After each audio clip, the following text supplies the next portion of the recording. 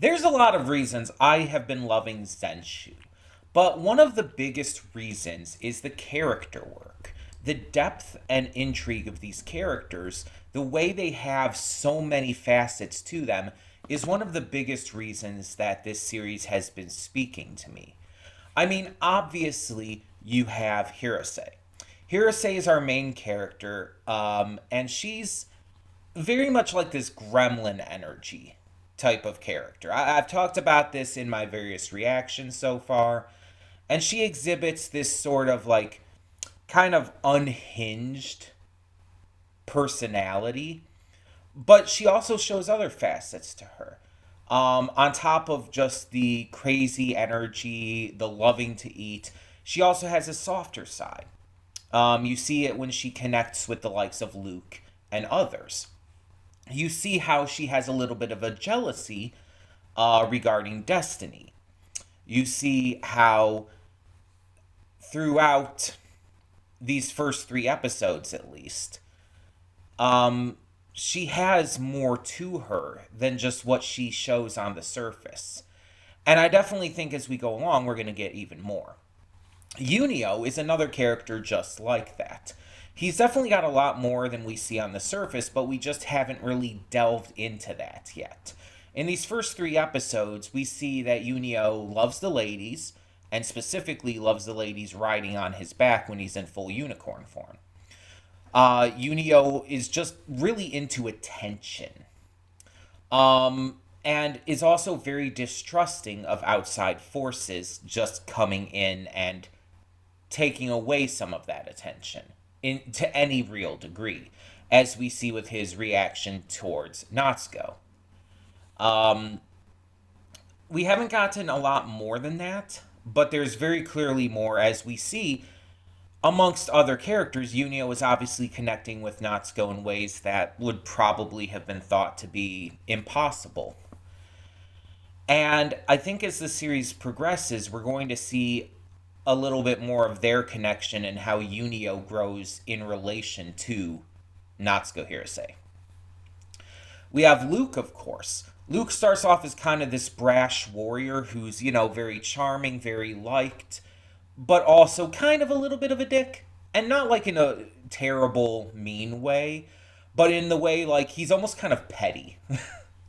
Like getting back in Natsuko by eating the food in front of her and stuff. He's a little bit of a petty jerk. But again, he's not like mean spirited or like really bad as a person. In fact, in a lot of ways, he comes across as really good. But I still think that he's got some room to grow. And we're starting to see that with episode 3, with his reaction towards Serval Cat Mask, and even him letting his guard down by just laughing. It shows that he's starting to grow and change as well. And we're definitely going to start seeing that with other characters like Memeln, and probably other characters that have yet to be introduced, or other characters that even have been introduced and we just haven't delved into. And I think part of the reason for this and why it works so well, in my opinion, is the fact that this is an isekai. But not just an isekai, it's an isekai within the world of fiction, in this world of fiction. like think about it. Like Hirose, Natsuko, she went into the world of her favorite anime movie. Within this anime series, she's going into an anime. It's it's kind of an inception of media of sorts. And so she's connecting with these characters, forming relationships with them, and changing things for and around them in ways that should not be normal and possible for everything, considering how she knows this movie to go. She's seen this movie so many times, she practically knows it by heart.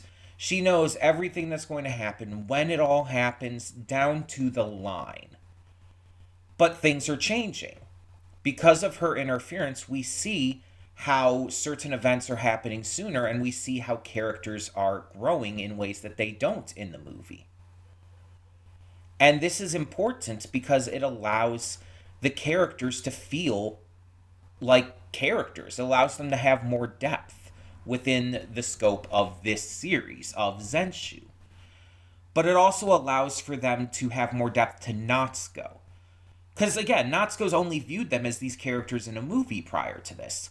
So her being able to see them grow and change and find their own ways is so huge, because it's going to allow her to see them in a different way, which in a weird sense is going to, I feel, allow her to connect more with characters that she might create in the future, whether through her ability or if she's somehow brought back to the real world.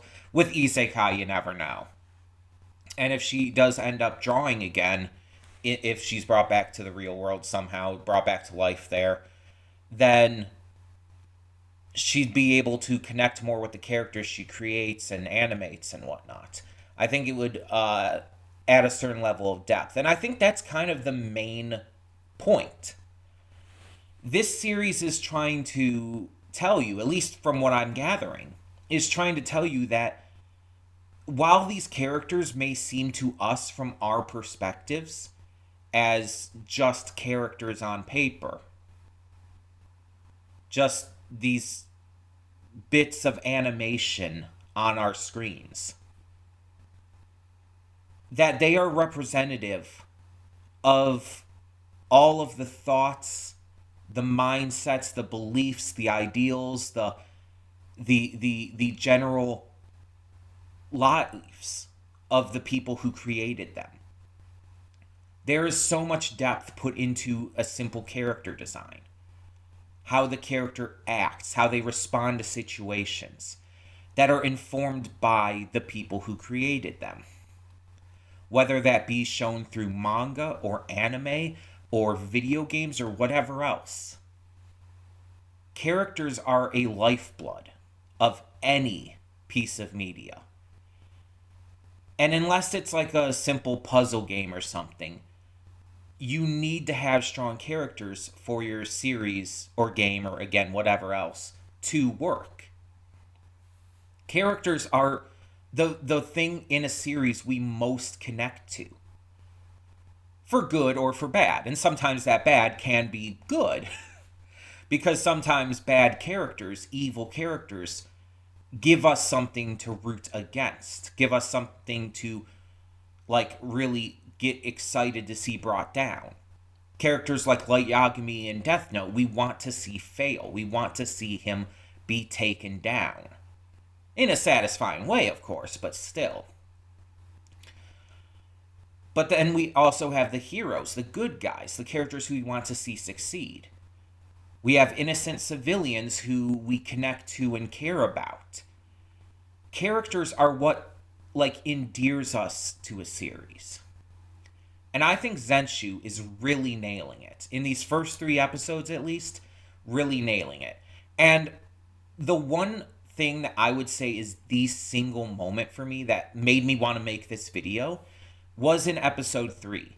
At the end, after they had the entire fight with Serval Cat Mask and everything, Destiny coming in wearing the Serval Cat Mask inspired attire and declaring that she's going to start living her life for herself. She's going to do what she wants and not let anybody else dictate who she is. Obviously inspired also by Natsuko's own words. This is not something that this character would have gone through. This is something that is directly inspired because of what Natsuko has done and said within this world. Destiny, a character who is meant to be a damsel in distress character, who dies in the movie that Natsuko has grown up loving, that is basically meant to act as a plot device to move along Luke's story. She finds agency here. She earns agency here. and becomes a stronger character for it. She changes who she is and works to become better. And I bet as this series goes along, we'll continue to see more of that, not just with her, but with other characters. These characters will really start to gain their agency, and it will really make them evolve in ways that is just going to blow our minds. And I think Destiny is the first example of that, and I think it's going to get even better from here. So tell me in the comments below, what do you think of the character work and depth within Zenshu, and what are you thinking of the series overall so far?